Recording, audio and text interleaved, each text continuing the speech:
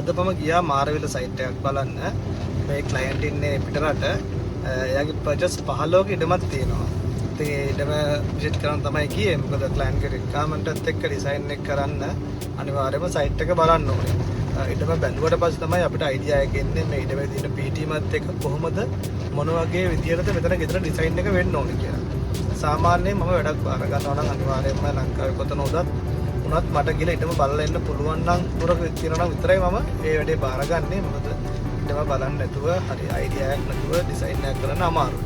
අමාරුයි කරන්න පුළුවන් නමුත් ඒක සාර්ථක නෑ. මොකද මේක ප්ලෑන් එකක් වුණාට මේක හදනවනේ. හදන්න කරන නිර්මාණයන්නේ.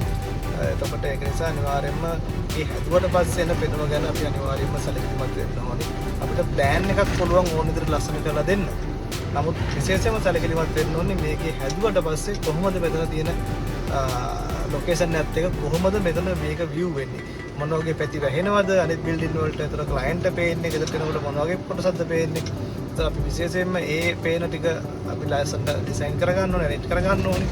ගෙදර ඇතුළ වගේම එළිය ඒ හැමදේම arrange වෙන්න නම් අනිවාර්යයෙන්ම ඊට ලොකේෂන් එක බලන්න ඕනේ. සාමාන්‍යයෙන් මම ඩිසයින් එකක් කරනවා නම් අනිවාර්යයෙන්ම ලොකේෂන් එක බලලා තමයි ඩිසයින් එකක් කරන්නේ.